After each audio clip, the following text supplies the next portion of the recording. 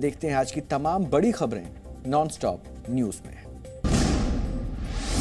Adani group की मुश्किलें लगातार बढ़ती जा रही हैं। एनएससी ने ग्रुप की 3 कंपनियों के शेयरों को short term additional surveillance major पर डाल दिया है। इन कंपनियों में अडानी एंटरप्राइजेज, अडानी पोर्ट्स और अंबुजा सीमेंट भी शामिल है। जिसके बाद अडानी ग्रुप की कंपनियों का मार्केट कैप लगातार गिरा, जिसके बाद ग्रुप के चेयरमैन गौतम अडानी ने खुद सफाई दी है। The volatility of the market seen yesterday, our board strongly felt that it would not have been morally correct to proceed with the FPO. Adani group को लेकर संसद में भी जबरदस्त हंगामा हुआ। विपक्ष के हंगामे की वजह से संसद के दोनों सदनों को आखिरकार स्थगित करना पड़ा। ये सरकार के संरक्षण में हुआ शताब्दी का सबसे बड़ा घोटाला और भ्रष्टाचार है। हम इसमें जांच की मांग करते हैं। हमारे सरकार का लेना देना कुछ नहीं है। There is absolutely no connection. Adani group को लेकर चल रहे विवाद पर रेटिंग एजेंसी मूडीज ने दावा किया है कि अडानी समूह की कंपनियों के शेयरों में भारी गिरावट की वजह से पूंजी जुटाने की समूह की क्षमता प्रभावित हो सकती है। मूडीज ने कहा कि इन प्रतिकूल घटनाक्रमों की वजह से समूह की निवेश या अगले 1-2 साल में मैच्योर हो रहे कर्ज की अदायगी के लिए पूंजी जुटाने की क्षमता घटेगी। हालांकि एक अन्य रेटिंग एजेंसी फिच ने कहा कि अडानी की कंपनियों को लेकर अभी उसकी रेटिंग प्रभावित नहीं होगी। वहीं अडानी ग्रुप विवाद के बीच आरबीआई का बयान भी सामने आया है। आरबीआई ने बैंकिंग सेक्टर को लेकर बयान दिया है।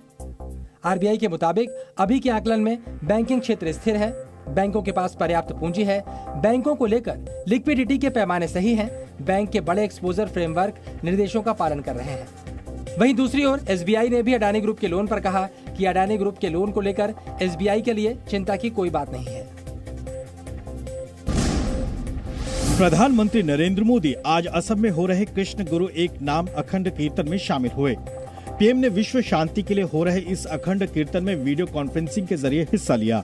इस दौरान अपने संबोधन में पीएम ने पूर्वोत्तर को विकास का मंत्र दिया। देश में 50 टूरिस्ट डेस्टिनेशंस को विशेष अभियान चलाकर विकसित किया जाएगा।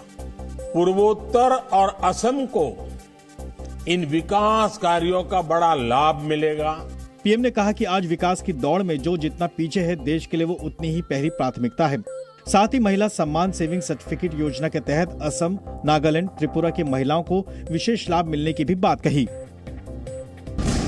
कांग्रेस नेता राहुल गांधी ने प्रधानमंत्री नरेंद्र मोदी को चिट्ठी लिखकर कश्मीरी पंडितों की सुरक्षा को लेकर अपील की है।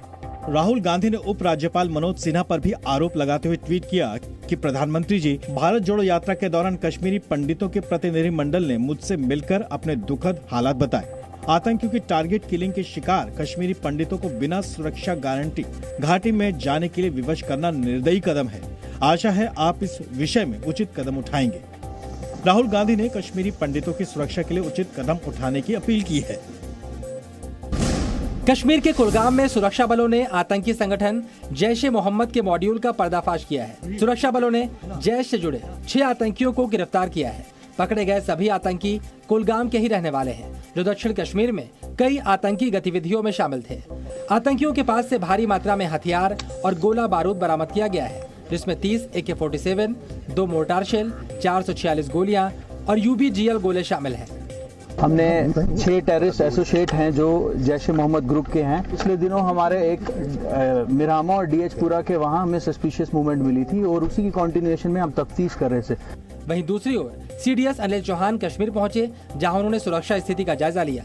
साथ ही CDS अनिल चौहान की अध्यक्षता में हाई लेवल बैठक हुई, जिसमें सेना के कई बड़े अधिकारी शामिल हुए।